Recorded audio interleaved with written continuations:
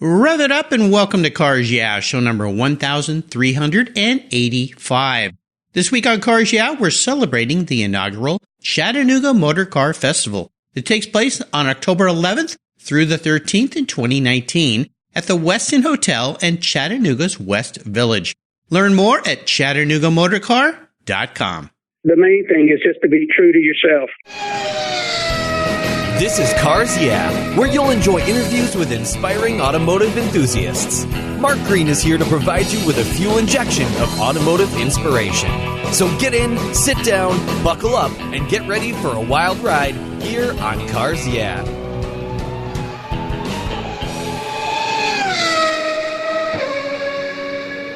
Everyone who knows me knows I'm really picky when it comes to my cars and keeping them looking new. I'm a huge fan of Covercraft floor mats. I've protected my vehicle with their products for decades. Want to keep your vehicle's interior looking new? It's easy with Covercraft floor mats. They will protect your vehicle's factory carpets from daily abuse, weather, pets, children, weekend adventures, and those everyday spills. It's a fast, easy, and stylish way to keep your vehicle looking new. Covercraft floor mats come in a wide variety of styles, materials, and configurations, all designed for maximum protection. In addition to Premier Plush and Berber custom floor mats, you'll also find cargo liners, canine cargo area liners, dash covers, and sunscreens. Enhance your vehicle's looks while protecting the factory finishes with easy-to-install and easy-to-clean floor mats. Covercraft is the right choice. Learn more today at covercraft.com and tell them Mark at Cars Yeah sent you. That's covercraft.com. Hello, automotive enthusiasts. I'm revved up and so excited to introduce today's very special guest calling in from Chattanooga, Jim Pace. Hey, Jim, are you buckled up and ready for a fun ride? I am all set and ready to go, Mark. All right, you're always ready to go. Jim Pace is the co-founder of the Chattanooga MotorCar Festival, an inaugural event that joins Byron Defoor's 50-plus Racing Foundation in bringing this fundraising event to Chattanooga, Tennessee. Jim is a professional race car driver who has competed since 1987. He's earned wins as the overall winner and GT winner in the Rolex 24 Hour of Daytona and at the 12 Hours of Sebring. Jim's a sports car series champion in the International Motorsports Association, known as IMSA, GTU class. He is recognized as a top driver, having raced Formula, Prototype, GT, and vintage cars around the world, including Spa in Belgium and Germany's Nurburgring circuits. He is also a driving instructor, a racing coach, and an adventure consultant. As a principal in Historic Sportscar Racing since 2015, Jim has been a race advisor for the Classic 24 Hour at Daytona and Classic 12 at Sebring. Wow, Jim, I have told our listeners just a little bit about your career and your life. Would you take a brief moment and share a little bit more about that career and your passion for racing automobiles? Well, Mark, it's all about the passion. You know, like so many people from a very early age, I wanted to go fast. I wanted to race, whether it was a tricycle or a bicycle. And then, you know, the faster the wheels turned and the more power behind it, the more I was into it. And somewhere along the way, back in the mid 80s, I said either do something about it or stop talking because your friends are tired of hearing you talk about cars. I left what I was doing and I went to a racing school. And as they say, you know, it changed my life. And I've just been, very fortunate to be around good people and be able to jump through the hoop, as it were, when opportunities came around. And over time, you have to wear a lot of hats. You're an advisor. Sometimes you're booking the hotel rooms, and sometimes you're taking the checkered flag at Daytona. But you have to do all of those things to be successful in the automotive business, and racing is one of those. It's tough work, but perseverance is probably the key to. You have to do what you have to do to make it happen. And over the time, the cars have changed, the technology's changed, but we're here working on the Chattanooga MotorCar Festival, which is going to bring that same level of passion of racing and classic cars and enthusiasts, and bring them all together and raise money for a good cause. So once again, I'm just proud to be associated with an outstanding group of people to put on a good program. Yeah, I think this is pretty cool. I'm helping this inaugural event by having 5 guests on this week, and you're leading the pack, as you always do, Jim, so you're in a good place on the track here at Cars Yeah this week to promote this event. Judy Stropas, who's a past guest here on Cars Yeah, She's helping align me with some great people, including you. Shout out to Judy for what she's doing. We're going to have a lot of fun here this week as we continue, though. I always like to start by asking my guests for a success quote or a mantra. This is some kind of saying that's been instrumental in forming your life and your success. It's a nice way to get the inspirational tire smoking here on Cars Yeah. So, Jim, take the wheel. Well, I was going to say we all have something that our mom and dad said or that a grandparent said or something along those lines. The main thing is just to be true to yourself. When I first went to my dad and told him I was leaving medical school to go drive a race car, he sat down and looked at me real serious. He told me two things. He said, man should do two things. And the first thing is he should love the mother of his children. That's tough. And then he said if he has children, he needs to find out what those children want to do, and he needs to help them do it. And he said, it sounds like you need to go racing. And I went racing, and I've not forgotten that. I wasn't sure if they were going to, tie me to a log and float me down the river. Yeah. Or what, but he sat there very patiently and very lovingly and said, it sounds like you need to go racing. I can't imagine what led up to that conversation because, I'm going to quit school and go racing, Dad, especially medical school. It's like, what? But you know what? You have a very, very wise father. Obviously, he saw the passion. He knew what you needed to do, and you had to try that because the worst thing is going through life and thinking woulda, shoulda, coulda, if I had only. Nobody wants to wake up one morning and go, man, if I just maybe tried, I would know if I'd made it. So, wow, very insightful. That's exactly right. And I can remember at the time saying, I don't want to wake up one day being 40 and thinking woulda, coulda, shoulda. Of course, at the time, 40 seemed like an eternity. And of course, now 40 was a blink of an eye later. But there was a point there when my dad actually came to the racing school.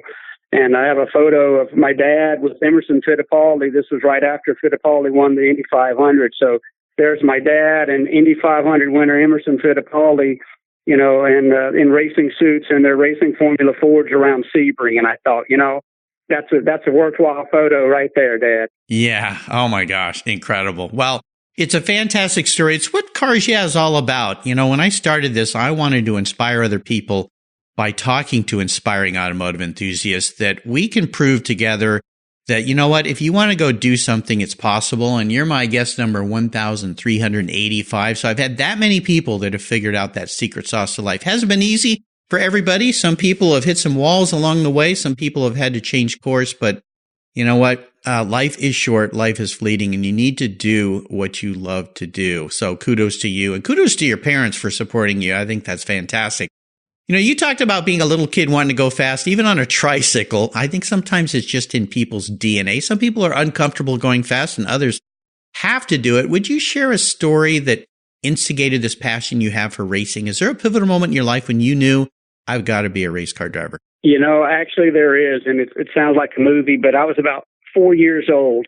A friend of the family, a racer, Charlie Kemp, who was a very good friend, and at the time, this was about 64 or 65. Charlie Kemp did the same thing. He told his dad he was getting out of the family business and he was going to go racing, which was for someone in South Mississippi was a strange conversation. And Charlie had been doing business with my dad. And so he came to see my dad in about 1964 in an E-Type Jaguar. It was probably the only one in Mississippi in 1964. But Charlie and my dad, both 6'4" gentlemen, those two guys crunched down into an E-Type Jaguar, and little JP is sitting in that Jag. So three people in an E-Type Jag, and we go zooming down some country back roads there in Lawrence County, Mississippi, and it changed my life. I thought, this is what I want to do. The sound of that Jaguar screaming, and we got to a little tight turn and, on the brakes. And I just thought this was an e-ticket ride at Disney before Disney even existed. And came back and I followed Charlie Kemp's, racing Mustangs and Can-Am cars. And to this date, we're still very good friends. And years later, I had him come to Daytona as my guest as my first part there with the Historic Racing. So it all comes full circle, but it goes back to an exciting ride for a young kid in a really cool car. So that's when it happened. It was Charlie Kemp, 1964 in a Jaguar. Thank you, Charlie. You and I share something here, Jim. The Jaguar XKE, the E-Type, is what did it for me, too. My dad had a 49 MGTC, but he had a friend with an E-Type, and I remember him bringing it over, and we got to go for a ride, and my dad bought me my first Matchbox by Lesney, which I still have. It's sitting here in front of me on my desk. It's a red Jaguar E-Type coupe, and that's what started it for me. Probably that T-Series, though, being a little kid riding in that car. Not as fast and sleek as a Jaguar, but open top. And just kind of instilled that passion for the air in your face and going fast. But I love that story. That's pretty cool, especially two very tall men sliding down into that very small car, because those things are not very big, that's for sure. They've got a long front end, though. All I remember was a shiny dashboard, that little machine dash of the early cars. Yeah. All I remember was a hood that seemed like it went on forever. And I remember how the hood, the whole bonnet tilted forward. I mean, it was so exotic, and I fell in love. And then years later, when I was able, my first real, classic car, you guessed it, it's a 67, E-Type. Nice. Well, I think it was Enzo Ferrari that said that was the most beautiful car he'd ever seen. Which is something for Enzo to say something, because for him, it was only about Ferrari. But yeah, they were unique. I mean, you think about the time when that car came out. I mean, it was very, very exotic, something very, very wild and crazy. So beautiful E-Types. Well, let's take a look at the many roads and tracks you've driven down and talk about a big challenge or a big failure. You picked a career that is fraught with ups and downs, challenges. One weekend you're a winner, the next weekend, maybe not. But take us down a path, maybe one of those very valuable learning lessons in your career that helped you gain even more momentum as you move forward. Well, it's all about being in the right place at the right time. There's so many people, so many racers that want to make it happen, and it's who and then it's being in a lucky spot. There are plenty of people that have all of the right connections, and it still doesn't happen. And and I was fortunate enough that I didn't know that I didn't know, and therefore I just kept swinging for the fence because I had no idea. There was along the way in the early 90s that I had some success at Daytona and Sebring and winning a lot of races and everything. And then I got a chance to drive for the Light Singers up in State College. I got a chance to drive for Light Singers for Nissan. We won the championship. I got a new car from Nissan, and I mean, life was just really rolling in. And I thought, this is going to be great.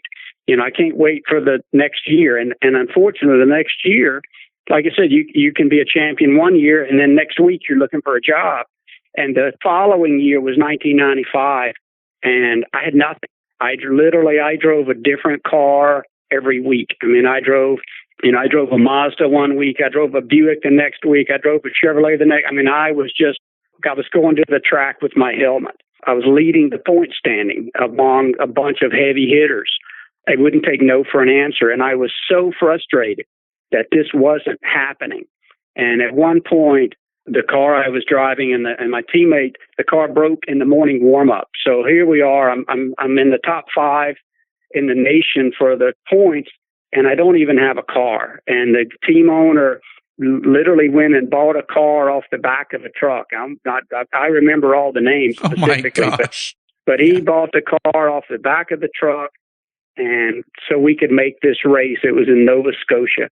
I'd never been in the car. The car hadn't been out of the trailer probably for 3 months. It's one of those where you always take the spare with you.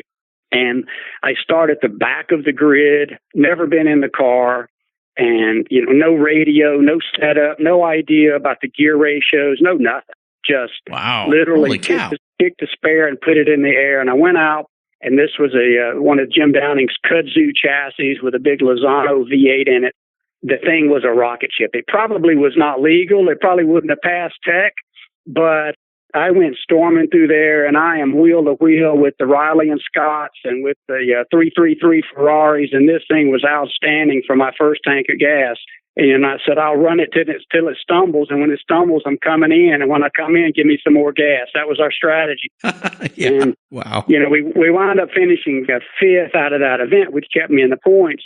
But I was so disappointed. I just felt so bad. And what I learned a year later when I got a factory drive for Bob Riley, for the Riley and Scott, when we won Daytona, we won Sebring, we won the championship, we went to Le Mans, all of these things, the story that I heard that they told me was, you got this job because we saw what you did last year in a car that you knew nothing about. You knew nothing about this car.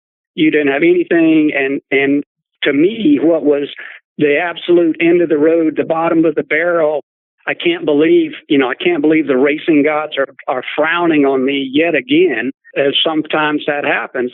But that low point in my mind was actually the audition for something that happened years later that truly made a huge difference. That was a win at Daytona. That was a win at Sebring. That was a factory drive at Le Mans.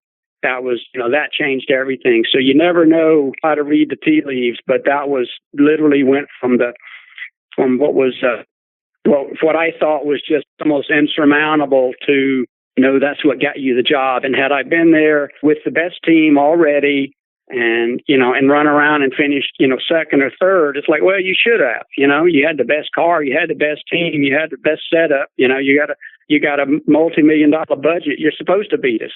But to beat those guys on a shoestring, they hired me. Wow.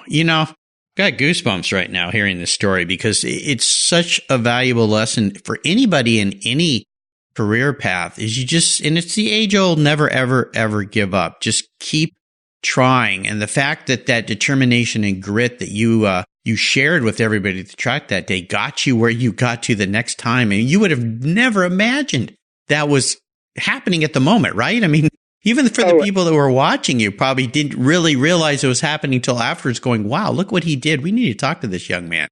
It's all of that. There's no one key component, the key, the multiple components where the team owner I was with believed in me and he went the extra yard. That guy's got a car on his trailer. Let's go get that car.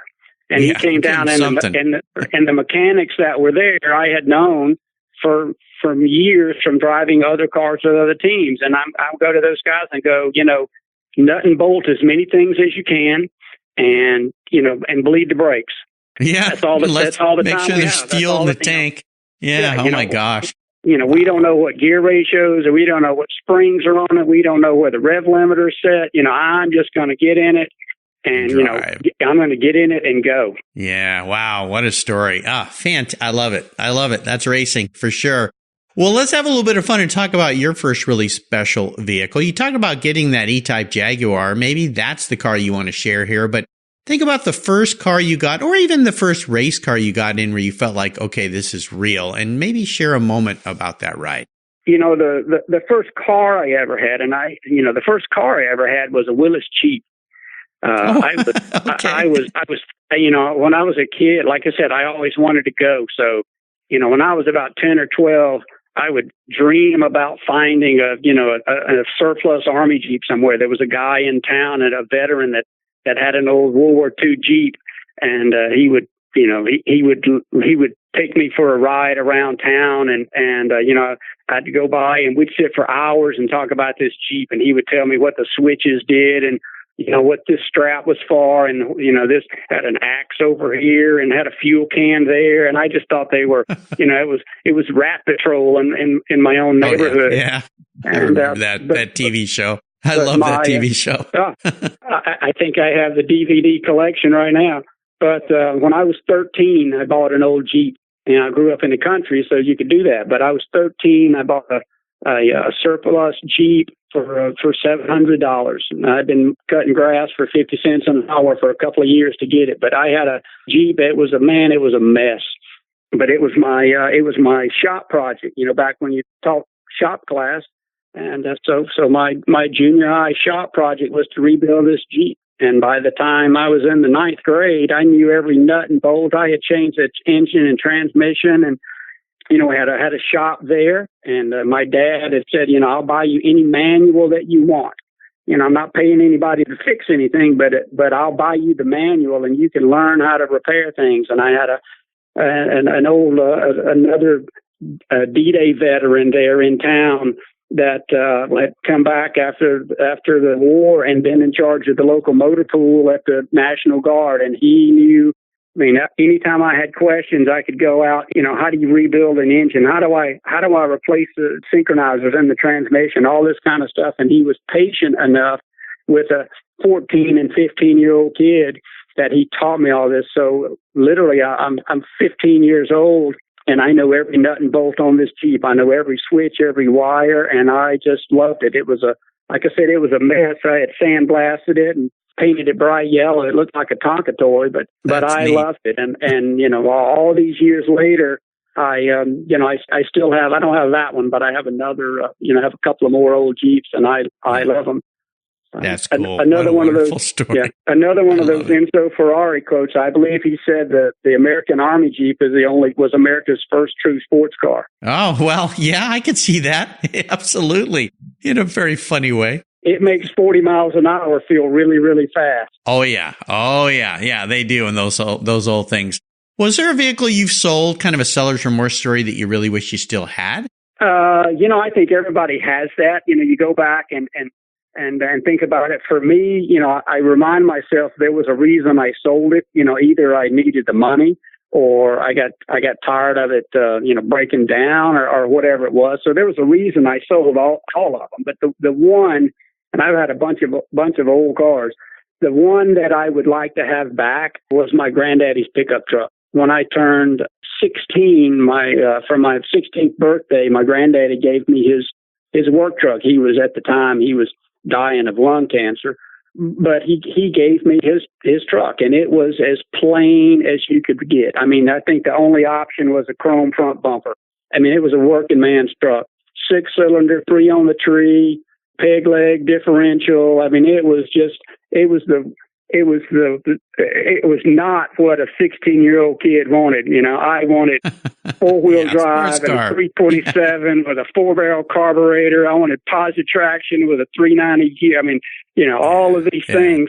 And I had this plain, simple, vanilla brown wrapper Chevrolet truck, and it just broke my heart. But I'm like, thank you so much. And I drove it, and it would get stuck in wet grass with that open differential. But I love that truck. And eventually, when I could, he passed away shortly after. But I sold that truck and wound up buying, another Jeep with a big V8 and headers and side exhaust and big fat tires and stuff. But as time passes, I would love to have that. I'd love to have my granddaddy's truck back. That would just for the sentimental. Of course. Sentimental. Oh, my goodness. Well, let's talk about the Chattanooga MotorCar Festival. You're a co-founder of this new inaugural event. I would love for you to share with my listeners here what this event is all about. Why are you involved in it, and what can people expect to enjoy when they attend? Well, the Chattanooga MotorCar Festival came about from my good friend Byron Defoor. I've known Byron through vintage racing for a little over 10 years now, and we would go around the vintage racing circuit to fantastic events, Amelia Island or Pebble Beach, and ran the Le Mans Classic several times and did a lot of vintage racing in Europe. So we would go to these fantastic locations and see fantastic cars and look around, and I would say, wow, look at there. There's a short wheelbase, or there's a, pontoon Testarossa, or here's the car that won Le Mans and so. And Byron would look at it and say, why don't we do this in Chattanooga? And I think, well, because they're not doing that in Chattanooga. And we would go to the next thing. And with time, he's like, Chattanooga has a wonderful downtown. It's got the riverfront. It's got the mountains. It's got beautiful scenic roads to drive around. It's in the heart of the Southeast. And why don't we do it? And so we started talking about it, and like, well, this might work. And we went and talked to the city, to the mayor's office and the Chattanooga Visitors Bureau, and they go, well, that sounds pretty good. We might be able to do this. And one thing turned into another, and before you know it, we have approval from the mayor's office. We got endorsements. We got Volkswagen as a title sponsor. Obviously, Volkswagen is very significant to Chattanooga. We have Coca-Cola on board also. So, we look up a year later and the thing's got so much momentum. We have Brian Redmond as our Grand Marshal. We have Wayne Carini and Donald Osborne. We have all of these people, Linda Vaughn. We have all these people that say, I like what you're doing. I like the idea of a classic, motorsports festival that's raising money for a good cause. And we're raising money for the Erlanger Neuroscience Institute. And the way we got to that point is racing with another vintage racer, Brian Johnson of ACDC, was a teammate with Byron and myself racing prototypes in IMSA. And we were raising money for Alzheimer's. And as it turns out, one of the key research centers for Alzheimer's is here in Chattanooga at Erlanger. And so we just kind of, I don't want to say cut out the middleman and just went right to the heart, because that was in the backyard, and thought, this is for a good cause. We've been raising money for Alzheimer's research. And so this just lets us deal directly with the Erlanger Neuroscience Institute to do that. And the event, we wanted wheels turning. We wanted more than just a concours. And the idea was to I want to hear engines revving. I want to hear gears grinding. I want big V8 engines echoing off the buildings in downtown. And so we came up with a time trial that runs along the riverfront. It's about 1.5 miles. And the city is like, yeah, sounds great. Perfect. Block it off, put up some barricades. The police department is like, yeah, great. We know how to crowd control. We are accustomed to putting, 20,000 people downtown from other events that they do here. So, it's all worked out. So we'll have a time trial, covers from the pre-war brass era cars up through some, modern supercars for exhibition runs. And so you'll get to see it and hear it. We'll have 50 cars down there that will be, running along, so people get to get up close. You get to see that. I think Bill Elliott's supposed to be here in a Boss Mustang.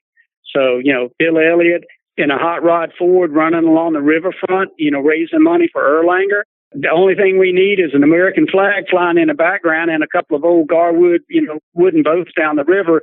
And oh, by the way, we do have that. We got the Antique Wooden Boat Association that will have a show for there in the local marina, and they'll cruise the river during lunch. So it's just, you're going to be overwhelmed with the visual and the audio of that day is going to be pretty cool. And then we have a rally. We have a little fun rally that goes out through the countryside. So if you don't have a concours car and you don't have a time trial racer, bring what you have, and, bring the Mustang or the Porsche or the Jaguar or whatever, and we'll load it up in the morning and drive out through the countryside. There are a couple of local car collectors that are going to be hosting a stop on the rally, and then we'll come back in the evening and have a little street party and a fundraiser and give away some cool prizes. So it's just going to be a great event, and it's an honor to work with such a good team that the four brothers have here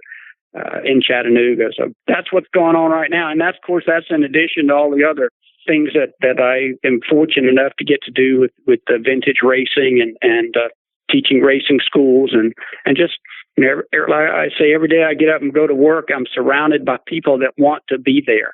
And that makes me a lucky man. Well, it's just fantastic. It sounds absolutely spectacular. All those folks you mentioned have been guests here on Cars Yeah, Brian Redmond and Linda Vaughn and Wayne Carini and Donald Osborne. All those folks I saw just last week as we're recording this at the Car Week down in Monterey. And so sounds like a fantastic event. I'll remind our listeners, just go to www.chattanoogamotorcar.com. You can learn all about it. This event takes place October 11th, 12th, and 13th, 2019. Check it out. If you're going to be anywhere in that area, this is the place to be. So, Jim, up next is the last lap. Before we put the pedal to the metal, let's say thank you to today's Cars Yeah sponsors. When you want proven performance, there's one brand that's been around since 1938. That's Edelbrock, building the finest American-made performance products for the street and track. Edelbrock's products are designed and dyno proven to deliver maximum results. Edelbrock has thousands of made-in-the-USA performance products for all makes and models. From their new AVS2 carburetor and innovative ProFlow 4 EFI for your muscle car or truck, to superchargers for your daily driver and more, visit Edelbrock.com to check out the latest products for your ride. And when you're ready to check out, enter CARS YEAH in the coupon code and get 10% off your order. That's Edelbrock, automotive performance since 1938.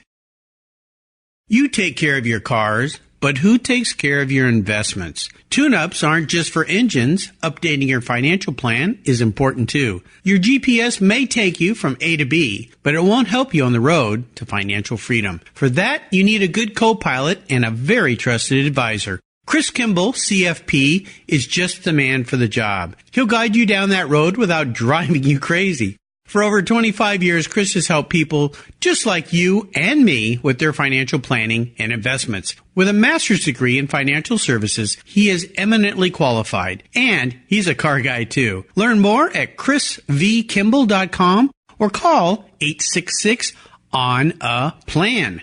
Securities through Money Concepts Capital Corp., member FINRA SIPC. CK Financial Services is not affiliated with Money Concepts Capital Corp.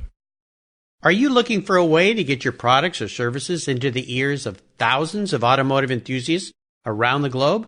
I can help. This is Mark Green here at Cars Yeah, and I'd be honored to be an influencer and ambassador for your brand in a unique and personal way.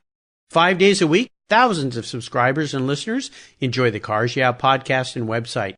Contact me today and I'll show you how at mark@carsyeah.com or connect with me through the Cars Yeah website at carsyeah.com. All right, we're back, Jim, and I have a bit of an introspective question for you. I want to get inside your head and see how you think about yourself. If you woke up tomorrow and you were a car, a race car, maybe a motorcycle, whatever you think you would be if you manifested into this material object, what would Jim be and why? You know, I think if I were manifest as an automobile, I would be an old Land Rover. Cool. You know, as I said earlier, I just have I've had a love affair with the old flat hood Willis Jeeps for years and years and years. And the Land Rover, the early series Land Rover, were based on the parts available as those surplus Jeeps.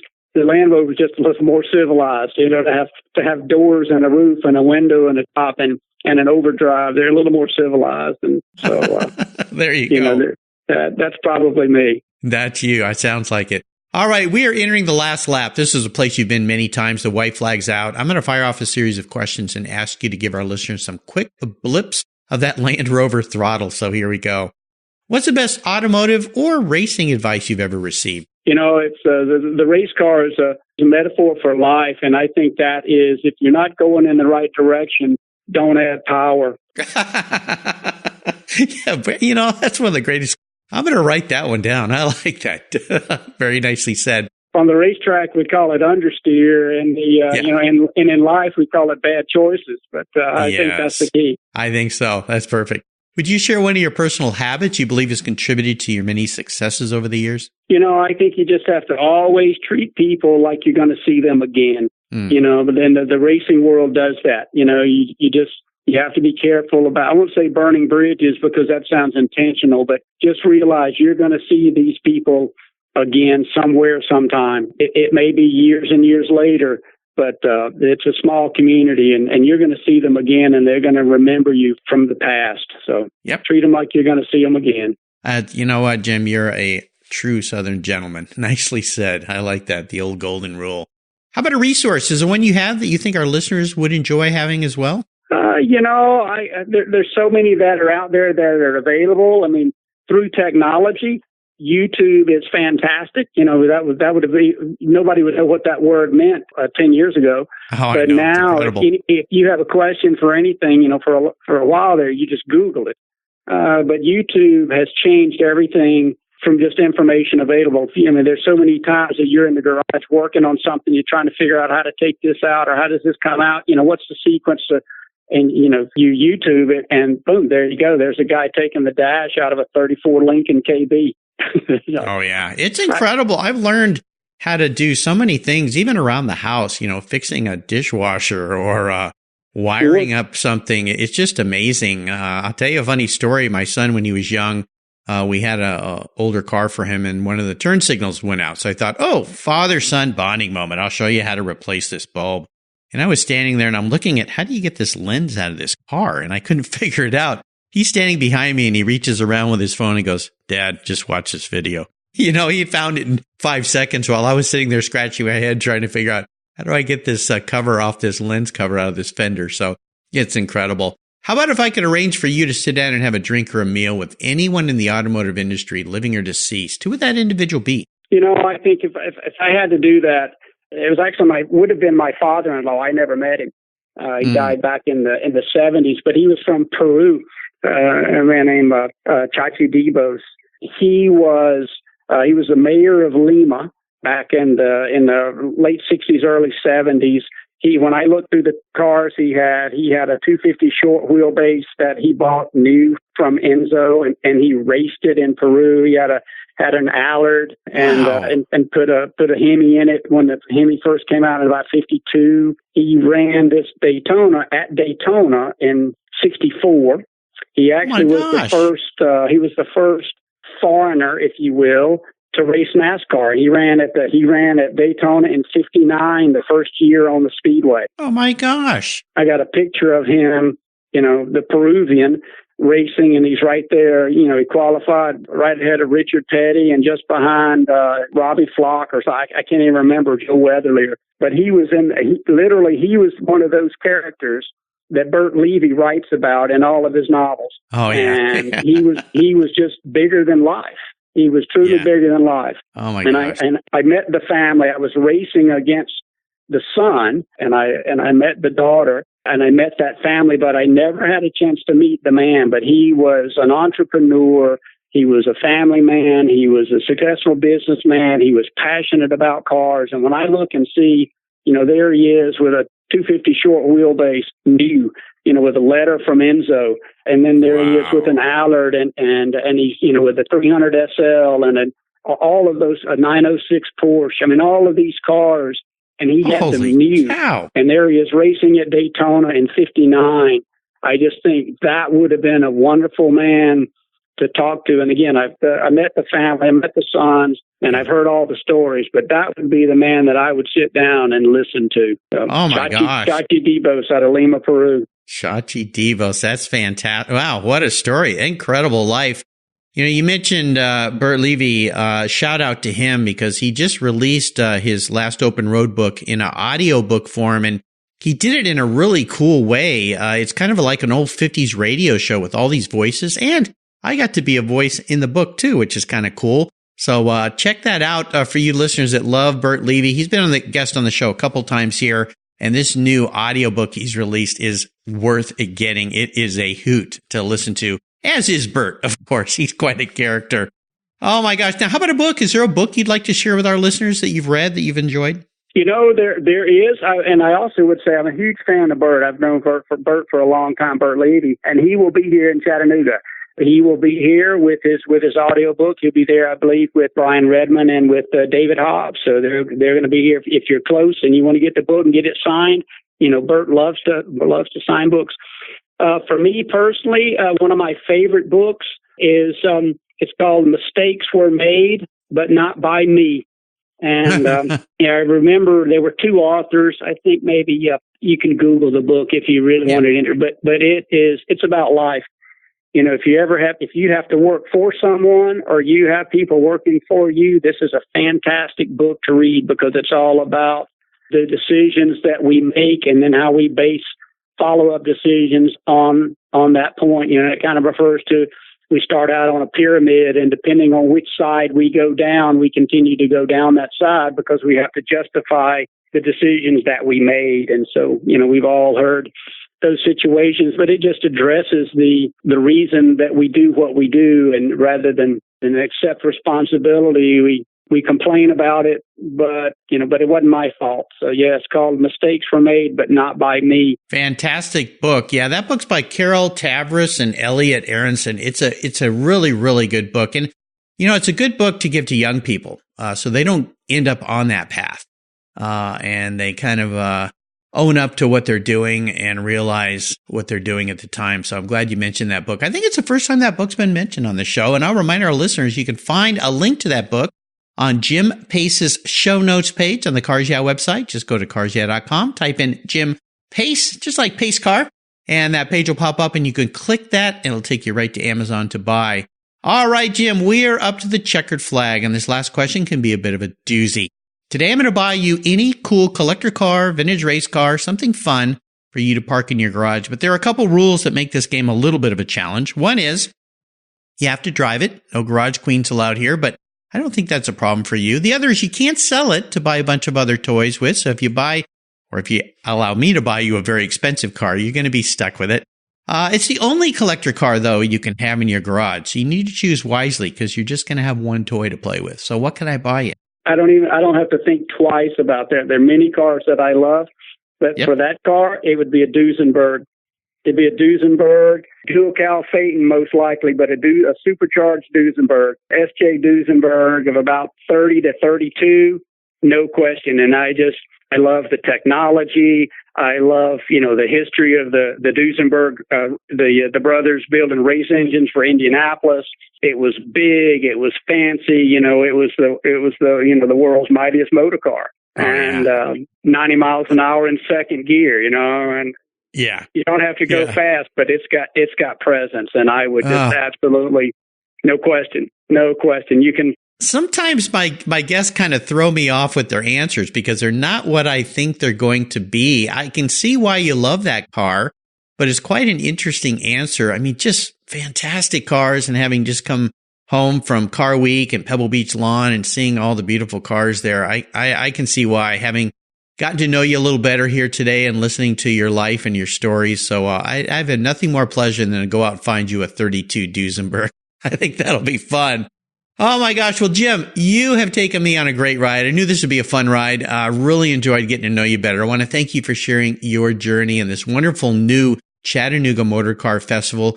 Could you offer us one little parting piece of wisdom or guidance before you drive off into the sunset in that beautiful Duesenberg? Blue skies. That's my little mantra for all my friends at Blue Skies, because life throws us all some curves. Everybody's got something. I don't care who you are. Everybody's got something that can get them down. But you just have to remember that for the most part, you keep looking up. It's blue skies. It's blue skies. Even on a cloudy day, above those clouds, it's still a blue sky. So I'm all about blue skies. I like that.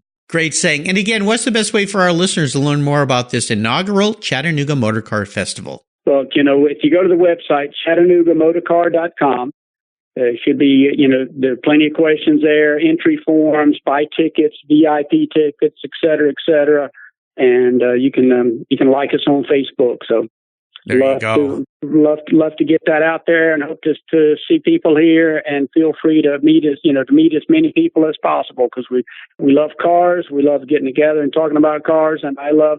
One of the things that's been so good for me working here in Chattanooga is meeting a whole new group of car people.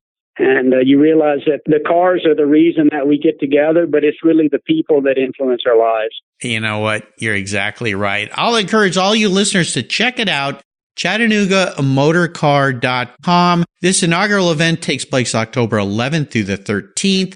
It's going to be fantastic.